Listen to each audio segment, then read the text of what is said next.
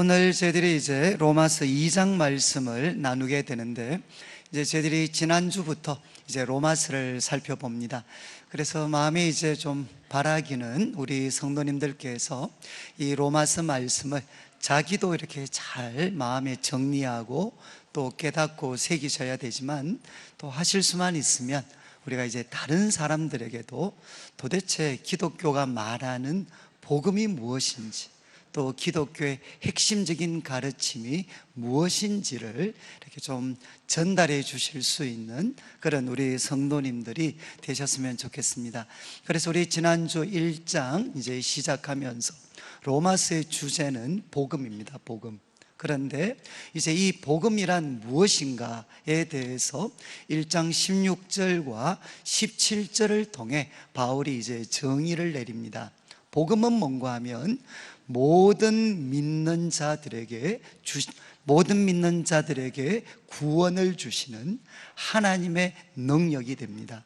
그러니까 모든 믿는 자들에게 구원을 주시는 하나님의 능력이다, 능력. 그리고 또 17절에는 복음에는 하나님의 의가 나타나 있다. 그래서 믿음으로 시작해서 믿음으로 나아가게 만들어준다. 그러니까 복음은 믿는 자들에게 구원을 주시는 하나님의 능력이고, 그리고 복음에는 무엇이 나타나 있느냐? 하나님의 의가 나타나 있다. 그런데 여기 하나님의 의라는 것은 죄인을 의인으로 만드시는 하나님의 방법입니다. 죄인을 의인으로 만드시는 하나님의 방법, 하나님의 길, 이제 하나님의 의가 나타나 있다. 그런 다음 이제 1장 18절부터 8장까지 말씀을 통해 이제 사도 바울은 복음이란 무엇인가를 하나씩 설명을 합니다. 그런데 1장 18절부터 3장 20절까지 말씀을 통해서는 왜 복음이 필요한가? 왜 사람들에게 복음이 필요한가 하는 것을 바울이 가르치고 있는데, 이제 지난주 살폈던 1장 18절을 보면 바울이 두 가지를 이야기합니다. 이제 인간 고통, 인간은 고통 가운데 있습니다. 죽음으로 대표되는, 그러니까 인간 고통의 가장 근본적인 원인이 무엇이냐? 인간 고통의 가장 근본적인 원인이 무엇인가? 그것은 성경은 일관되이 이야기합니다. 인간 고통의 근원적인 원인은 죄입니다. 죄. 그러니까 무엇이 필요하죠? 하나님의 의가 필요합니다. 그리고 죄를 범하게 되면 어떤 일이 생기느냐? 하나님의 진노가 하늘로부터 나타나게 됩니다. 그래서 복음은 구원의 능력이다라고 했는데, 무엇으로부터 우리를 건져주시느냐? 바로 하나님의 진노로부터 복음은 우리를 건져주게 됩니다. 그래서 1장 18절에 인간 고통의 가장 근원적인 뿌리가 되는 죄에 대해서 바울이 이야기를 하면서, 이 죄는 크게 두 가지가 있습니다. 하나는 경건하지 않음, 이것은 하나님께 대한 죄입니다. 그리고 불의라는 죄가 있습니다. 불의는 뭔가 하면 인간 관계에서 범하는 잘못입니다. 지금 이제 바울은 이 두 가지 중에 가장 근원적인 죄는 뭔가 하면 경건하지 않음의 죄입니다. 그래서 바울은 1장을 통해 이야기를 했습니다. 사람은 진리를 알고 있습니다. 하나님은 양심에 하나님에 대한 지식, 진리를 새겨 놓으셨고, 하나님이 만드신 천지 만물을 통해 하나님의 영원하신 능력과 신성을 분명히 보여주셔서 어느 누구도 핑계할 수가 없습니다. 그런데 사람들은 어떤 선택을 했느냐? 하나님을 그들은 알고 있습니다. 그렇지만 하나님을 하나님으로서 영화롭게도 하지 않고 감사하지도 않았습니다. 이것이 경건하지 않음의 죄입니다. 하나님을 영화롭게도 하지 않고 감사하지도 않고, 사람들은 하나님을 무엇으로 바꿔버렸느냐? 썩어질 사람, 짐승, 새와 같은 우상으로 하나님을 바꾸어 버렸습니다. 이것이 이제 경건하지 못함, 가장 뿌리가 되는 죄입니다. 그때 하나님의 진노는 어떻게 나타났느냐? 지난주에 3번이나 우리 1장에 있는 말씀을 통해서 바울은 3번이나 강조를 했습니다. 24절에 하나님께서 그들을 마음의 정욕대로 더러움에 내버려 두사, 마음의 정욕대로 더러움에 내버려 두사. 그리고 26절에는 하나님께서 그들을 부끄러운 욕심에 내버려 두셨으니, 그리고 28절에는 그들이 마음에 하나님 두기를 싫어하며 하나님께서 그들을 그 상실한 마음대로 내버려 두사. 바울은 3번이나 하나님의 진노는 어떻게 나타나느냐? 그분의 가장 강한 진노의 표현은 내버려 두는 것입니다. 더러운 정욕대로 그 더러움에 내버려 두시고, 그리고 또 부끄러운 욕심에 내버려 두시고, 하나님을 상실한 마음 그대로 내버려 두셨을 때 사람들은 어떻게 되느냐? 불의의 죄를 범합니다. 서로의 몸을 욕되게 합니다. 그리고 성적인 문란함과 그리고 성적인 죄에 깊이 빠지게 되고, 그 정점에 동성애가 있습니다. 그리고 이제 하나님을 상실한 마음대로 버려두면 사람들은 다른 숭배할 것을 찾습니다. 그것이 돈이든 권력이든 아니면 성적인 거든, 그래서 더러운 정욕에 사로잡히고 모든 인간관계는 파괴됩니다. 그리고 인간 사회를 아름답게 할 수 있는 자비와 그리고 신실함과 그리고 참된 지식은 사라지게 됩니다. 그리고 더 절망적인 것은 이런 일을 행하는 자들은 사형에 해당한다, 그들의 양심은 알고 있습니다. 그렇지만 그들 자신이 범할 뿐만 아니라 그런 일을 행하는 자들을 그들은 옳다고 말하게 됩니다. 이것이 바로 하나님을 알지 못하는 이 이방 세상의 모습이다, 바울이 이야기를 했습니다. 그리고 이 말씀을 잘 살펴보면 우리 성도님들이 한 주간 발을 디디고 살았던 우리 사회의 모습인 것을 우리는 인정할 수밖에 없습니다. 그런데 이제 2장에 와서는 여러분, 세상이 이렇게 타락했습니다. 그러면 우리 성도님들께서 맞습니다, 목사님, 세상은 정말 타락했습니다. 그리고 또 로마의 이 타락의 모습을 바울이 이야기할 때 또 이제 유대인들도 이야기했을 겁니다. 맞습니다. 로마로 대표되는 이방 세상은 이렇게 타락했습니다. 그런데 이제 2장에서는 바울이 누구를 향해 이야기하느냐?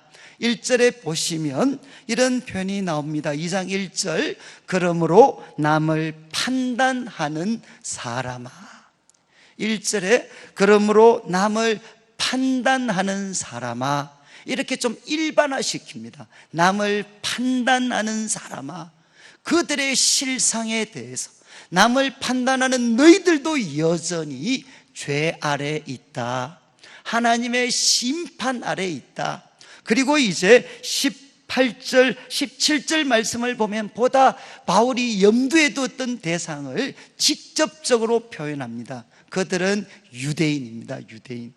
바로 바울 당시에 하나님의 어떤 분이신지를 알고 하나님께 예배를 드리고 하나님의 법을 통해서 하나님의 뜻대로 살려고 노력했던 유대인들에 대해서 이제 바울이 이야기합니다. 너희들도 예외가 아니라는 것입니다. 너희들도 죄의 그 강력한 지배 속에 있고 하나님의 두려우신 심판 앞에 너희들도 놓여져 있다라고 바울은 2장을 통해 이야기합니다. 1장이 세상의 모습이라면 2장은 오늘날 교회의 모습이라고 생각하시면 됩니다. 저는 이제 이 2장 속에 고대 유대인들, 그렇지만 오늘날 바로 한국 교회의 모습이 저는 이 말씀 속에 담겨져 있다고 생각합니다. 자, 이제 2장 1절을 보십시오. 남을 판단하는 사람아, 누구를 막론하고 내가 핑계하지 못할 것이 있다. 여러분, 남을 판단한다는 게 뭐죠? 무엇을 가지고 판단하겠습니까? 유대인들 같으면 하나님의 율법을 가지고 판단하겠죠. 저렇게 살면 안 돼. 그리고 지식인들에게는 그들이 그렇게 노력해서 얻게 된 귀한 지식을 가지고 그렇게 살면 안 돼. 남을 판단합니다. 사람은 하나님의 주신 율법이나 종교적인 경험이나 그리고 고된 노력을 통해서 얻게 된 놀라운 지식을 근거로 해서 사람들은 남을 판단합니다. 그런데 그들을 향해 성경이 이야기합니다. 그가 누구든지 간에 핑계할 수 없는 것이 있는데, 남을 판단하는 것으로 뭐라고 했죠? 내가 너를 정죄합니다. 너가 너 자신을 정죄하는 것이다. 이유는 판단하는 내가 같은 일을 행함이니라. 그런 다음 2절 말씀, 이런 일을 행하는 자, 남을 판단하는 이 사람들에게 이제 바울은 하나의 언어 유희라고 할 수 있죠. 남을 판단하는 너희들에게 하나님의 심판이 진리대로 되는 줄 우리가 아노라. 남을 판단하는 너희들에게 하나님의 판단이, 하나님의 심판이 진리대로 되는 줄 우리가 안다. 그리고 3절에 이야기하죠. 이런 일을 행하는 자를 판단하고도 같은 일을 행하는 사람아, 3절 마지막, 너가 하나님의 심판을 피할 줄로 생각하느냐. 여러분, 이들은 하나님의 심판을 피할 수가 없다는 것입니다. 그런 다음 4절, 혹 내가 하나님의 인자심이 너를 인도하여 회개하게 하심을 알지 못하여. 여러분, 여기 너는 누구죠? 남을 판단하는 사람입니다. 남을 판단하는 너가 하나님의 인자심이 너를 인도하여 회개하심을 알지 못하여. 이게 무슨 뜻입니까? 하나님께서 남을 판단하는 사람들에게 그렇게 판단할 수 있는 율법도 주시고 종교적인 체험도 주시고 그리고 탁월한 지식도 주셨습니다. 하나님께서 이거 주신 것은 무엇 때문에? 하나님의 인자하심의 표현이었어요. 하나님의 인자심 가운데 그들에게 하나님의 율법도 주시고 놀라운 종교적 경험과 체험도 주시고 탁월한 지식도 주셨습니다. 그런데 하나님이 이것을 주신 목적이 뭐라는 겁니까? 목적이 4절 마지막을 보면 너를 인도하여 회개하게 하심을 알지 못하여. 하나님께서 그들에게 율법을 주시고 그리고 놀라운 종교적 경험을 주시고 탁월한 지식을 주신 이유는 뭔가 하면 남을 판단하기 이전에 바로 너가 회개하게 하려고, 바로 너가 너 자신을 고치게 하려고 하나님이 인자하심 가운데 그들에게 주신 것이라는 겁니다. 그런데 그들은 어떻게 했느냐? 그 인자하심, 용납하심, 길이 참으심이 풍성함을 멸시하고 5절 말씀, 다만 내 고집과, 이 고집은 무엇이겠습니까? 강팍한 마음. 우리 구약 성경에 이스라엘 백성들을 정죄할 때 선지자들이 가장 자주 사용했던 바로 강팍한 마음, 완고한 마음. 그래서 하나님이 그들에게 율법을 주시고 놀라운 종교적 체험을 주시고 탁월한 지식을 주셔도 그 완고한 마음이 어떻게 만들어 버리느냐? 이것을 회개로 인도하게 하는 것이 아니라 남을 판단하게 만들어 버리는 그런 완고함이 그들의 마음을 지배하고 있다는 것입니다. 그래서 5절에 다만 내 고집과 회개하지 아니한 마음을 따라서 자신을 고치지 않고 남을 판단하면서 살아가고 있으니까 진노의 날, 곧 하나님의 의로우신 심판이 나타나는 그날이 있습니다. 이것은 우리가 살면서도 체험할 수 있지만 가장 완성적인 모습으로는 주님께서 다시 오실 때 아무도 이 하나님의 의로우신 판단, 심판을 벗어날 사람이 없습니다. 그날에 임할 진노를 내가 삭고 있다, 이렇게 바울은 5절까지의 말씀을 통해 가르칩니다. 여러분, 바울이 1절에서 5절까지 말씀을 통해 우리에게 주는 교훈이 뭐죠? 남을 판단하는 자 너희들도 똑같이 마음의 완악함 때문에 하나님이 그것을 주실 때 의도처럼 자신을 고치는 데 사용하지 않고 남을 판단하는 자리, 그래서 너희들은 의로우신 하나님의 심판을 피할 수가 없다는 것입니다. 그러면서 이제 6절부터 16절까지는 하나님의 심판이 가지는 속성, 특성에 대해서 바울이 이야기합니다. 6절, 하나님께서 각 사람에게 그 행한 대로 보응하십니다. 첫 번째 특성, 원칙이 뭐냐? 하나님은 각 사람에게, 누구도 예외가 없습니다, 각 사람에게 그 행한 대로 보응하시는 분이십니다. 그래서 7절 말씀, 참고, 이것은 자신의 욕망을 절제하는 것일 수도 있고, 그리고 강력한 세상의 압력일 수도 있습니다. 그런 것을 저항하면서 참고 선을 행하여 하나님의 뜻에 합당한 선을 선택하면서 그들은 무엇을 구하느냐? 영광, 하나님의 영광, 그리고 하나님이 주실 영광, 하나님의 존귀함, 하나님이 주실 존귀함, 그리고 나아가서 썩지 아니함, 죽음이 이 땅의 끝이 아니라 그 썩지 아니함을 구하는 자들에게는 하나님은 영생으로 보응해 주십니다. 그러나 8절 말씀, 오직 당을 지어, 여기 NIV 영어 번역 같은 거 보면 self seeking, 자기 자신을 추구하여서 진리를 따르지 아니하고 불의를 따르는 자에게는 진노와 분노로 갚아주시게 됩니다. 그래서 9절과 10절의 순서를 바꾸어서 한 번 더 강조합니다. 악을 행하는 각 사람의 영에는 환난과 공고가 있습니다.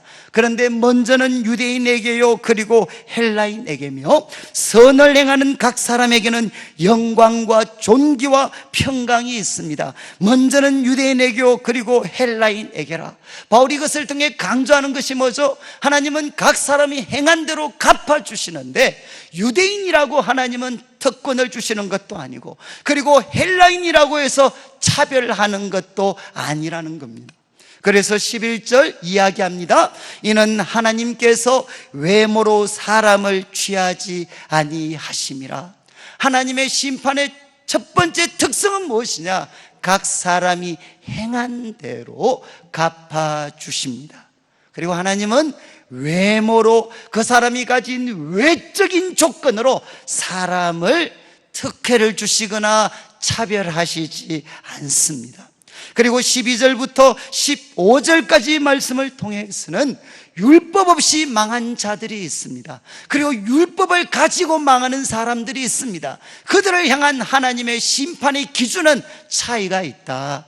그래서 율법을 가진 사람들에게는 하나님이 심판하실 때 기준으로 삼는 게 무엇이냐? 하나님의 율법입니다. 그렇지만 하나님의 율법에 대해서 알지 못하는 그 사람들을 향해서는 하나님은 무엇을 기준으로 삼으시느냐? 양심을 기준으로 삼으시게 됩니다. 그리고 또 이야기합니다. 고대 신학자들이 했던, 정말 사람들 한 사람 한 사람에게는 하나님이 바로 따라다니는, 그리고 그들과 언제나 함께 있는 하나님의 녹음기가 있습니다. 그리고 언제나 따라다니는, 오늘의 말로 하면 카메라가 있습니다. 그 녹음기와 카메라를 가지시고 하나님께서는 각 사람을 심판하십니다. 그러면서 이제 두 번째 또 하나의 원칙을 이야기하죠. 13절을 보시면 하나님 앞에서는 잘 보셔야 됩니다. 율법을 듣는 자가 의인이 아니요 오직 율법을 행하는 자라야 의롭다 하심을 얻으리니. 여러분, 하나님 보실 때 의로운 사람은 내가 얼마나 율법을 많이 들었는가, 그것이 결정하는 게 아니라 율법을 얼마나 행동으로 옮겼는가, 그것에 따라서 하나님은 심판을 베푸신다는 겁니다. 여러분, 오늘날 우리 한국 교회가 말씀을 듣는 일에는 참 열심을 낼 수 있는데, 성경은 분명히 이야기합니다. 율법을 듣는 자가 의인이 아니요, 그 들은 말씀을 행동으로 옮기는 자가 의롭다심을 얻을 것이다, 분명히 말씀하셨습니다. 그리고 마지막 16절을 보십시오. 또 한 가지 원칙이 나옵니다. 곧 나의 복음에 이른 바와 같이 하나님의 예수 그리스도로 말미암아 사람들의 은밀한 것을 심판하시는 그날이라. 바로 그날에는 사람들의 눈에 감추어졌지만 그러나 불꽃 같은 눈동자를 가지신 하나님께서는 알고 계시는 그 은밀한 것들을 다 드러내어서 심판을 하신다는 겁니다. 그래서 이제 6절부터 시작을 해서 16절까지는 바로 남을 판단하면서도 똑같은 일을 행하는 자들이 결코 피할 수 없는 하나님의 심판에 대해서 바울이 이야기했습니다. 하나님의 심판은 의로우신 심판인데 각 사람이 행한 대로 보응을 하십니다. 그리고 하나님은 외모로 사람을 취하시지 않습니다. 그리고 또 하나님의 심판은 율법을 듣는 자가 의인이 아니고 그것을 행동으로 옮기는 자가 의인이고, 그리고 하나님의 심판의 때에는 모든 엄밀한 것들이 다 드러나게 됩니다. 이렇게 하나님의 심판에 대해서 설명한 다음 이제 17절부터 보다 직접적으로 유대인들을 향해 이야기합니다. 조금 조심스럽지만 바로 오늘날 과거 유대인들처럼 하나님의 법을 알고 하나님을 예배하고 섬기는 사람들은 지금 이 시대에 바로 교회를 다니는 분들입니다. 바로 이제 그들을 향해서 바울이 이야기합니다. 유대인이라 불리는 너는 율법을 의지한다. 그리고 하나님을 자랑합니다. 참 우리들과 비슷하죠. 율법을 의지합니다. 그리고 또 하나님을 자랑합니다. 그리고 율법의 교훈을 받아 성경을 공부해서 하나님의 뜻을 알고 지극히 선한 것을 분간합니다. 그렇지 않는 것, 다른 것을 분별해낼 수 있는 그런 하나의 능력을 갖추었습니다. 그래서 19절 맹인의 길을 인도하는 자, 이 맹인은 누구겠습니까? 1장에 나타난 이 타락하고 부패한 세상 속에서 그와 같은 삶을 살아가는 맹인들, 영적인 맹인들, 그들의 길을 인도하는 자고, 또 그 어두움 속에 빠진 자들의 빛이다. 그리고 20절 율법에 있는 지식과 진리의 모본, 여기 모본이라는 말은 뭐 표준 번역이라든가 이런 걸 보면 지식과 진리의 근본을 가진 자다. 근본. 그러니까 진리와 지식의, 하나님 그 율법에 나와 있는 진리와 지식의 그 근본을 꿰뚫어 알고 있는 사람, 그래서 그들은 어리석은 자의 교사고 어린아이의 선생입니다. 그런데 여기에 이제 무서운 말씀이 숨겨져 있습니다. 20절 마지막, 바로 그들은 하나님 율법의 진리와 지식의 근본을 꿰뚫어 보고, 그래서 어린아이, 어리석은 자의 교사, 어린아이의 선생이라고 그 다음 뭐라고 되어 있습니까? 스스로 믿으니 내가 바로 이런 사람이다라고 스스로 믿고 확신하고 있습니다. 그런데 이제 21절 바울이 그들을 향해 직접적으로 이 책망을 합니다. 그러면 다른 사람을 가르치는 내가 내 자신은 가르치지 아니하느냐? 여러분, 바로 유대인의 실패의 핵심이 여기에 있습니다. 그들은 스스로 믿고 확신했습니다. 그리고 그들은 남을 가르쳤습니다. 그런데 그들의 실패의 핵심은 무엇이냐? 자신을 가르치지를 못했습니다. 남을 가르치는 너가 왜 내 자신은 가르치지 않느냐? 그러면서 도둑질하지 말라 선포하는 내가 왜 도둑질하느냐? 물질적으로 깨끗해야 된다고 그렇게 이야기하면서도 예수님과 관계된 그 돈과 관련된 그런 수많은 잘못들이 왜 이렇게도 많으냐? 그리고 또 간음하지 말라고 말하는 내가 왜 간음을 하느냐? 그리고 우상을 가증히 여기는 내가 값비싸고 뭔가 용한 그런 능력이 있을 것 같으면 왜 그거 버리지 않고 그것을 도둑질하느냐? 그러면서 23절에 이야기를 합니다. 율법을 자랑하는 너, 율법을 자랑하는 너가 율법을 범함으로 하나님을 욕되게 하느냐? 여러분, 우리 한국교회 지금 모습이지 않습니까? 하나님의 그 법을 자랑하는 사람들이 그 율법을 범함으로 말미암아서 하나님을 욕되게 하고 있습니다. 그리고 이제 24절 기록된 바와 같이 하나님의 이름이 누구 때문에 이방인 중에서 모독을 받느냐? 이방인들 때문이 아니라 바로 하나님을 자랑하며 하나님의 율법을 자랑하면서도 그 법을 범하는 그분의 백성들 때문에 이방인 중에서 하나님의 이름이 모독을 받고 있습니다. 여러분, 이제 바울은 유대인들을 향해 이야기합니다. 너희들은 하나님을 알고 하나님의 법을 자랑하고 성경을 공부하고 익히고 그리고 스스로를 선생이라고 이야기했지만 너희들은 왜 실패했느냐? 남을 가르치는 너가 내 자신을 가르치지 아니했다. 그래서 율법을 자랑하는 너가 율법을 범해서 그 결과가 무엇이냐? 하나님의 이름이 바로 이 세상 가운데 영광이 아니라 모독을 받는 일이 일어나고 있다는 것입니다. 여러분, 이제 이것은 앞에서 말씀드린 것처럼 우리들의 모습이죠. 그리고 조금 더 우리가 로마서가 진행이 되면 밝혀지겠지만 이것은 유대인 자체의 문제라기보다는 이것은 인간 자체의 문제입니다. 로마서의 가르침은 여러분, 우리 속에는 무엇이 있느냐? 어떤 하나님의 율법까지도 무력화시켜버릴 수 있는 강력한 죄의 세력이 우리 속에, 내 속에 있다는 것입니다. 그래서 우리 속에 있는 그 강력한 죄의 세력이 유대인들처럼 하나님 자랑하고 하나님의 법을 기뻐하고 그리고 다른 사람 가르치는 일에 헌신하고 하나님 뜻대로 살려고 몸부림치는 그들까지도 강력한 이 죄의 힘이 그들을 어떻게 만들어 버렸느냐? 남은 가르치지만 자신을 가르칠 수 없는 사람으로 만들어 버렸다는 겁니다. 그래서 이제 이야기합니다. 25절부터 내가 율법을 행하면 할례가 유익하지만 율법을 범하면 내 할례는 무할례가 되느니라. 여러분, 할례로 대표되는 우리 신앙의 외적인 조건들이 있습니다. 여기서 할례는 우리로 말하면 유아세례 교인이 되는 거죠. 저와 같은 모태신앙 유아세례 교인이 되는 것, 그것이 네가 율법을 범하면 무슨 의미가 있느냐?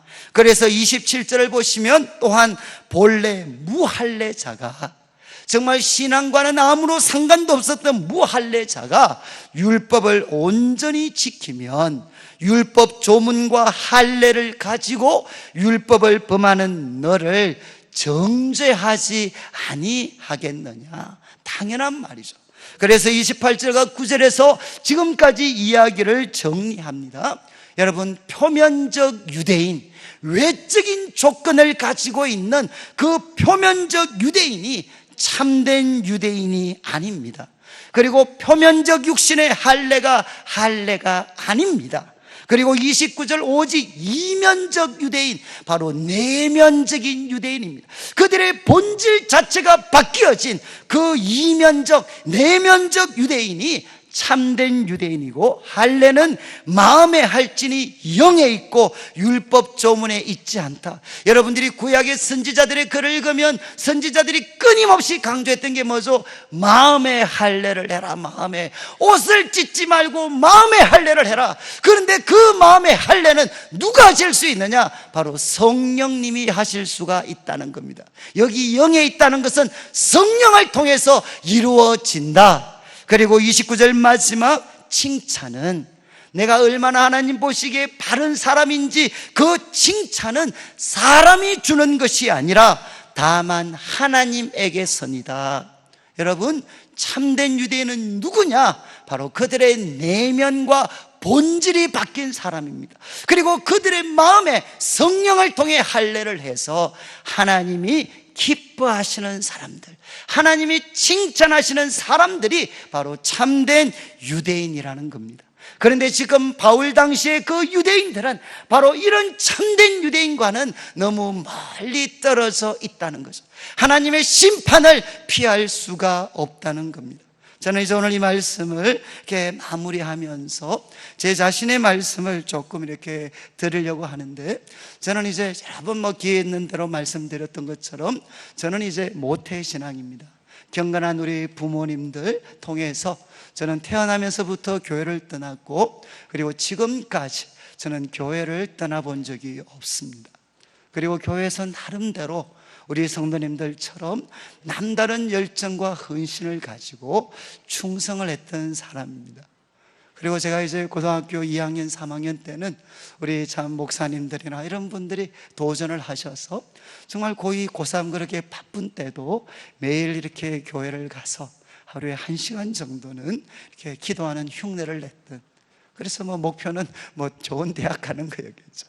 그렇게 해서 고등학교 2학년, 3학년 때도 하루에 1시간씩 기도도 하고, 그런데 이제 고등학교를 졸업하고 우리 성도님들이 겪으셨던 것처럼 저도 대학을 가면서 정말 이렇게 이데올로기의 그런 쓰나미와 같은 공격들, 그리고 이 세상의 압력과 풍조들, 거기에 이제 휩쓸리기 시작하면서 내가 그리스도인이라는 게 무슨 의미가 있나, 그리고 그리스도인은 어떤 존재인가 라는 것에 대해서 저 역시도 고민을 하게 됐습니다.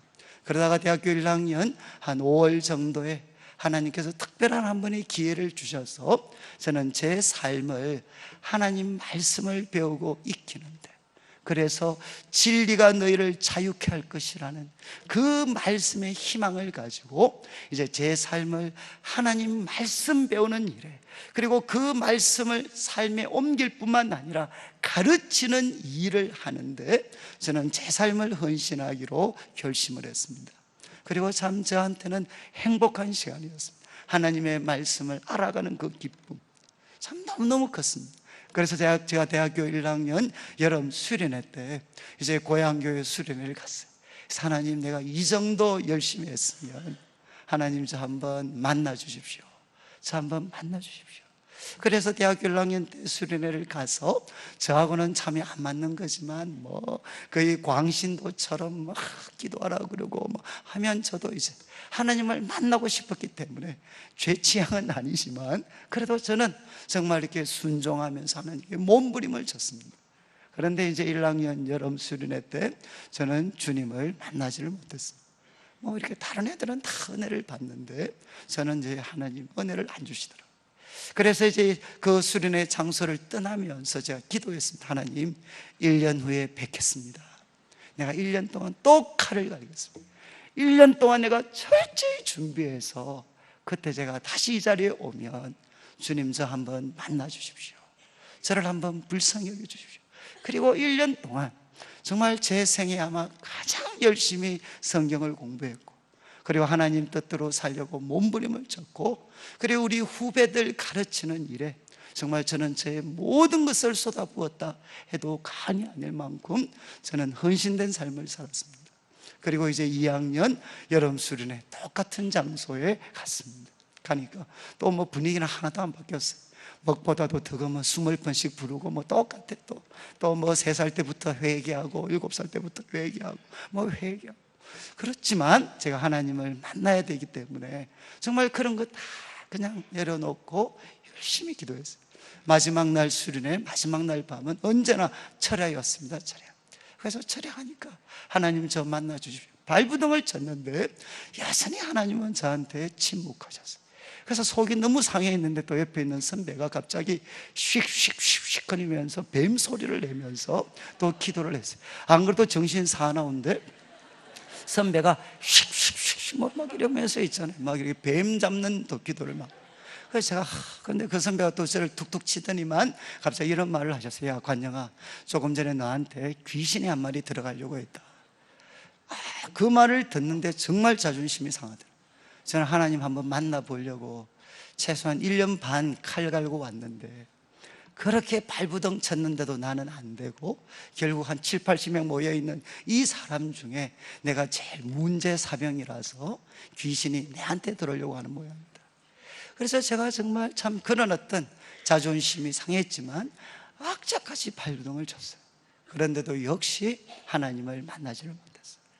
저는 대학교 2학년 여름까지 정말 제 생에 가장 하나님을 추구했던 그런 시기였는데 저는 주님을 만나지를 못했습니다.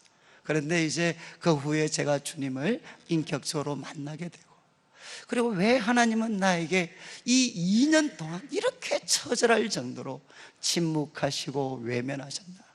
이걸 통해서 하나님이 저에게 가르쳐주고 싶었던 게 뭔가? 제가 생각을 해봤을 때 아마 그 2년의 침묵 시간 동안 저는 제 평생에 가장 귀한 것들을 배우게 됐어요. 바로 이 2장 말씀이었어요. 저는 하나님의 말씀 정말 열심히 연구했습니다. 그리고 지금 제가 목사지만 지금 제가 가지는 깨달음이, 저는 대학교 1학년, 2학년 때 그때 하나님이 그분 앞에 그분의 이름을 부르면서 기도하기만 하면 저에게 주셨던 놀라운 깨달음들, 그 깨달음에 비하면 어쩌면 지금의 깨달음은 정말 별로 생동감이 없는 것 같아요. 그런데 그렇게 큰 은혜와 깨달음을 가졌는데, 너무너무 기뻤는데 하루 이틀만 지나면 그 기뻤던 가르침이 남을 판단하는 도구로 전락되어져 있었어요. 저는 정말 하나님을 가까이 하면 가까이 할수록 점점 사람들과 멀어졌어요. 사람들과 같이 있는 것이 너무너무 힘이 들었어요. 하나님의 법을 알면 알수록 사람들의 부조리와 숨겨진 허물들이 보이기 시작해요. 그러니까 감당할 수가 없었어요. 그리고 저는 그때 처절하게 깨달았죠. 정말 하나님의 그 말씀을 깨달았지만 바울이 지금 교훈하는 것처럼 저는 자신을 가르칠 수 있는 힘이 없었어요. 저는 수많은 후배들을 가르쳤습니다. 우리 후배들에게 하나님의 말씀의 참된 뜻이 무엇인지 정말 가르쳤고, 많은 후배들이 기뻐했고 영향력을 받았지만 정작 저 자신은 제 자신을 가르치지를 못했어요. 그래서 알아도 제 자신을 바꿀 수 없는 그런 모순 속에 저는 깊이 신음을 냈습니다. 그러다가 어느 날 주님이 저에게 찾아오셨어요. 주님이 저에게 찾아오셔서, 야, 나는 너를 부끄러워하지 않는다. 저는 하나님의 말씀을 알아가면서 저는 얼마나 저 자신이 이중인격자인지, 얼마나 두 얼굴을 가진 사람인지 처절하게 저는 알았습니다. 그런데 어느 날 주님이 찾아오셔서 바로 나 같은 사람에게도 나는 너 부끄러워하지 않는다 그러면서, 제가 하나님을 알아가려고 몸부림쳤던 그 노력 때문에 주님이 저를 찾아오시고 저를 부끄러워하시지 않은 것이 아니라 바로 저의 모든 허물과 죄를 대신 짊어지시고 십자가에 죽으신 그 예수 그리스도 안에서 나는 너를 부끄러워하지 않는다. 그리고 제가 그렇게 듣고 싶었던 말씀, 너는 내 사랑하는 아들이고 너는 의로운 자다. 제 평생에 가장 듣고 싶었던 말씀, 정말 절대자이신 하나님으로부터 제 자신의 삶을 긍정받고 싶었어요. 그런데 주님이 예수 그리스도 안에서 말씀을 해주셨어요. 너는 내 사랑하는 아들이고 나는 너를 기뻐할 뿐만 아니라 너는 의로운 자다 라고 말씀하셨어요. 그때 제가 주님을 만나게 되고, 그리고 제 영혼 속의 모든 부끄러움과 오폐물들이 조금씩 씻음을 받고 저의 삶에 새로운 삶이 시작이 되어졌습니다. 여러분, 제가 이렇게 놀라운 은혜를 받았습니다. 그러다가 이제 고향에 내려오면 참 마음이 힘이 들었어요. 저 같은 뺀질이는 그래도 고향을 떠나서 하나님과 한번 대면할 수 있는 기회가 있었기 때문에 바로 유대인들이 했던 이 모든 노력들이 하나님 보시기에 얼마나 별것 아닌 것인가, 얼마나 하나님을 기쁘시게 하는 데는 택도 없이 부족한 것인가 하는 것 알고 예수님 붙잡고 의지하게 되었지만, 이렇게 고향에 내려와 보면 여전히 교회는 자기의 의에 빠져 있고, 그리고 또 종교적인 그런 어떤 하나의 율법주의에 빠져 있고, 그리고 그런 교회에서 정말 저보다도 더 하나님을 사랑했던 선배들, 후배들, 친구들은 점점 교회에서 사라졌습니다. 그러면서 제 마음속에 하나님, 정말 어떻게 하면 교회가 다시 한번 하나님의 생기를 회복할 수가 있겠습니까? 어떻게 하면 교회가 예수 그리스도 한 분을 좀 자랑하면서 이곳에 오면 모두가 기쁘고 감사하고 즐겁고 찬양하고, 그래서 이곳에 오기만 하면 살아날 수 있는 그런 교회를 어떻게 하면 우리가 한번 세워볼 수 있겠습니까? 여러분, 제가 이제 목회를 시작한 지도, 이제 신학교 졸업한 지도 세월이 많이 지난 것 같아요. 조금 있으면 이제 30년이 돼요. 제가 요즘에 이제 로마서 말씀을 묵상하면서 제가 그런 마음이 들었어요. 저는 정말 참 오랫동안 방황을 했어요. 내가 목사로서 우리 성도들에게 무엇을 가르쳐 드려야 되나, 그리고 목사로서 우리 성도들에게 무엇이 참된 그리스도인의 삶이라고 가르쳐 줘야 되나. 저 나름대로는 몸부림을 치기도 하고, 이것을 두달려 보기도 하고, 저것을 두달려 보기도 하고, 필사적으로 몸부림을 쳤어요. 근데 요즘에 이제 다시금 로마서 말씀을 묵상하면서 바로 이것이 내가 앉아야 될 자리다. 마치 고향에 온 것과 같은 평안한 마음이 있기 시작했어요. 그래, 맞아. 나 지금 목사로서 허울좋게 이렇게 있지만 나는 남을 판단하는 자고, 그리고 똑같은 일을 행하는 사람이었고, 남은 그렇게 가르치지만 자신을 가르칠 수 없었던 그런 무기력한 사람. 그러나 나의 나된 것은 바로 예수 그리스도께서, 하나님께서 자기 독생자를 주시고 그분이 우리들의 모든 허물과 죄를 대신 짊어주셔서 우리들의 노력과 결단으로 결코 할 수 없었던 그 일을 예수님이 우리를 위해서 대신해 주셨습니다. 그래서 이제 제가 오늘 아침에 그런 기도를 드렸어요. 하나님, 이제는 제가 예수님 잘 믿을 수 있도록 도와주십시오. 예수님 좀 자랑할 수 있도록 도와주십시오. 예수님 안에 하나님 모든 회복과 평화와 기쁨과 찬양과 의로움과 모든 것이 예수님 안에 있습니다. 이제 교회가 이런 종교적인 외형과 그리고 형식주의 율법에서 좀 벗어나서 바로 이곳에 오면 사람들이 살아나고 하나님의 생기로 넘쳐나고 예수님을 자랑하여서 이 어두운 세상, 여러분 밖에만 나가보십시오. 사람들이 성도들 좋아하지 않아요. 저와 같은 목회자들 버러지처럼 쳐다봅니다. 왜 그렇습니까? 우리가 두 가지 마음 품고 예수님 붙잡지 않고 내 능력, 내 헌신, 내 수고 자랑하다가 하나님의 이름을 모독하는 이런 모습에 처하게 되었습니다. 저는 말씀을 마무리하면서 사랑하는 성도님들, 바울의 고백처럼 어떤 우리들의 수고, 어떤 우리들의 헌신, 어떤 우리의 경건의 훈련과 몸부림도 하나님의 기준을 만족시킬 수 없습니다. 하나님을 기쁘시게 할 수 있는 것은 오직 예수 그리스도 한 분이십니다. 바로 그분만을 붙잡고 의지할 때 이제 우리들 속에 성령이 임하셔서 놀랍게도 남을 판단했던 우리가 자신을 고치는 사람이 되도록 성령이 만들어주시고, 남을 가르치면서도 자신은 가르치지 못했던 우리를 성령님께서 이제는 나 자신을 가르칠 수 있는 사람으로 만들어주십니다. 이런 회복의 은혜가 우리 성도님들 가운데 넘쳐나셔서 저는 우리 교회가 이 대구 땅과 민족에 다시 한번 영적인 한번 호흡을 해줄 수, 사람들이 좀 숨 쉴 수 있는 교회로 만들어주고 보여줄 수 있는 그런 성도들 되시기를 주님의 이름으로 축원합니다.